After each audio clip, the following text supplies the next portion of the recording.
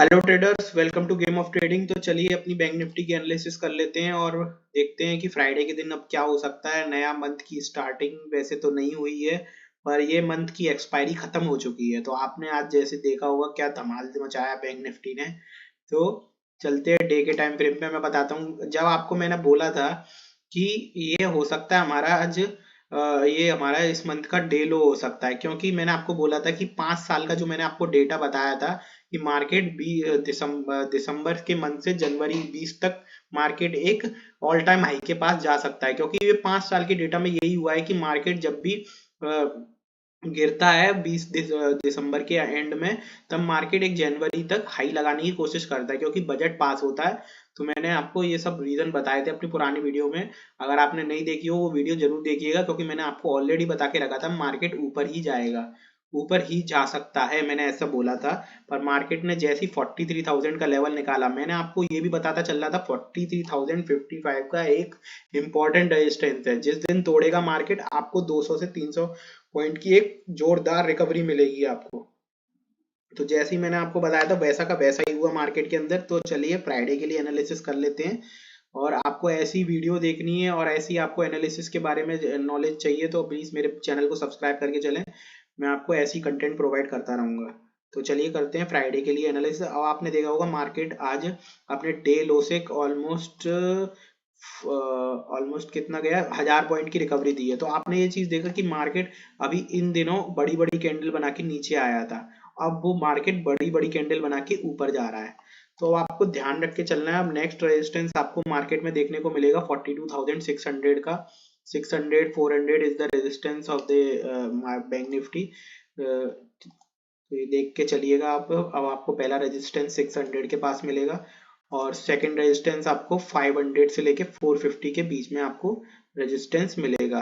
तो अब आप ये चीज अपनी नजर बना के चलिए। मार्केट जिस दिन 555 वगैरह तोड़ेगा, 55 अगर 500 के पास कंसोलिडेट करके आता है मार्केट, तो आपको टारगेट ऑल टाइम हाई तक के भी मिल सकते हैं।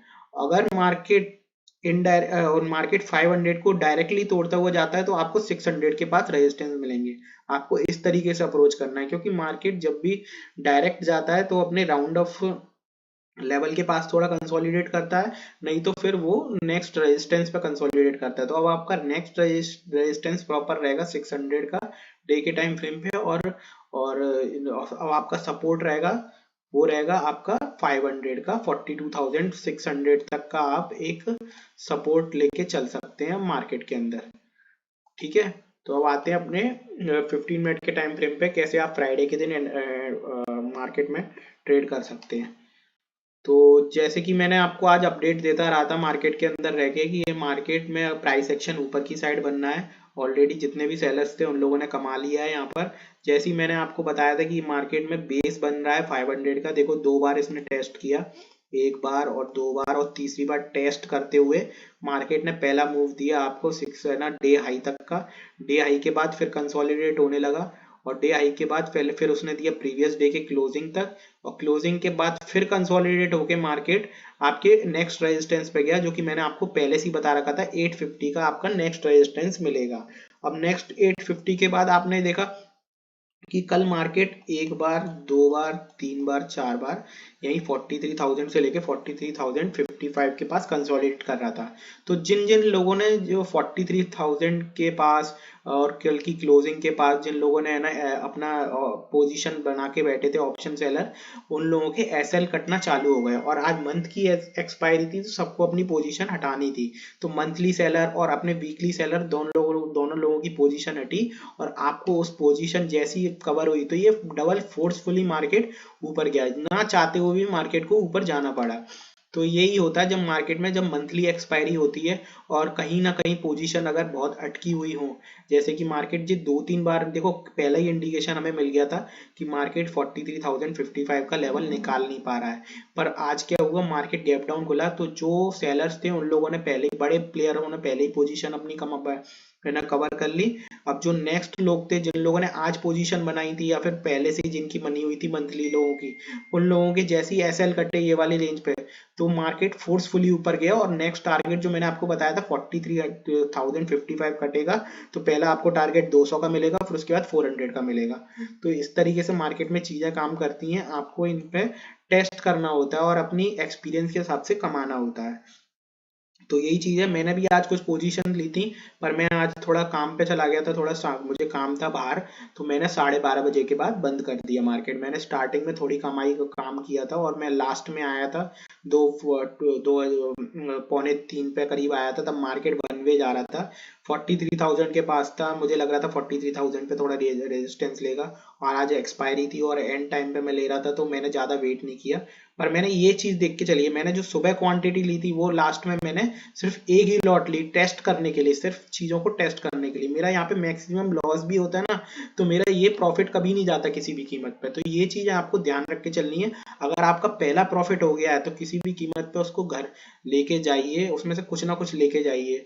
तो ये बात ये ध्यान रखिए, अगर आपकी जब भी प्रॉफिट में से लॉस होता है ना, तो आपकी प्रॉफिट का ही लॉस नहीं होता है, आपके दिमाग पे साइकोलॉजी पे भी असर पड़ता है। तो ये चीज आप ध्यान रख के चलिए। तो इसी तरीके से, पर मैंने तो जल्दी निकाल दिया, मुझे लग रहा था 43,000 का रेजिस्टेंस रहेगा, और देखिए आपने ये कैंडल देखी होगी, तो ये नीचे भी आ रहा था। मुझे इतना पता था कि अगर मार्केट थोड़ी देर भी रुक गया तो मेरा पूरा प्रीमियम खा जाएगा, तो मैंने यहाँ पे निकाल दिया।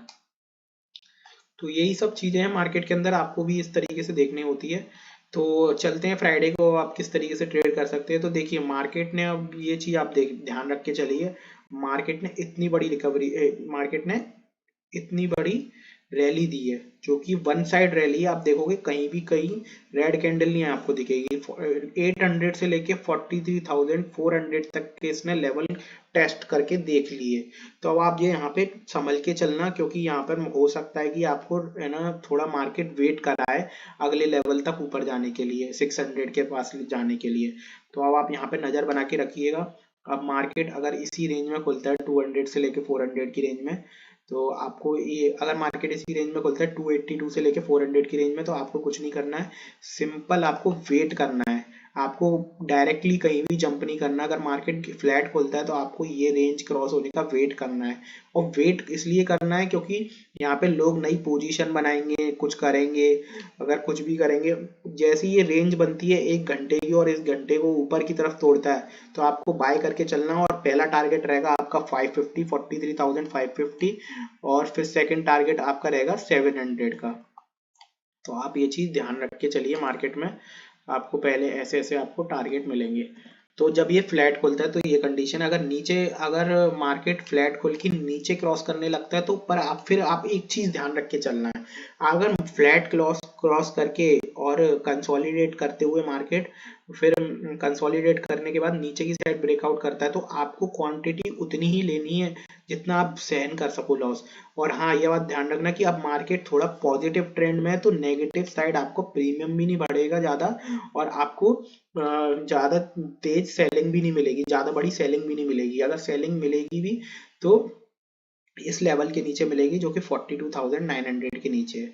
अगर वापस से 43,000 के नीचे आएगा तो आपको एक सेलिंग मिल सकती है, पर मुझे लगता नहीं है अब सेलिंग मिलेगी। अब मार्केट ज्यादा से ज्यादा क्या करेगा, यहाँ पे कंसोलिडेट करता रहेगा थोड़ा, नहीं तो मार्केट यहाँ पे इसी रेंज में घूमेगा पूरे समय। और लगता तो ऐसा ही है, 2-3 दिन ऐसे ही करना चाहिए। अगर मार्केट गैप डाउन खुलता है तो ये सारे 43,055 से लेके सारे सपोर्ट एरिया बन जाएंगे, और यहाँ से अगर बिग गैप डाउन खुलता है तो मार्केट ये सब सपोर्ट एरिया बनेंगे। यहाँ से मार्केट एक प्रीवियस क्लोजिंग तक के लिए आपको अटेम्प्ट मारता हुआ दिख सकता है। तो यही सब है मार्केट में, तो आप ये ध्यान रख के चलिए, अपना सेफ तरीके से ट्रेडिंग करिए। और ये बात ध्यान रखिए, ट्रेंड के खिलाफ मत ट्रेड करिए। ट्रेंड के खिलाफ ट्रेड करोगे तो आपको कम क्वांटिटी रखनी है, ट्रेंड के साथ अपनी नॉर्मल क्वांटिटी के साथ आप ट्रेड करिए। थैंक यू सो मच, कल मिलते हैं नेक्स्ट वीडियो में। Thank you.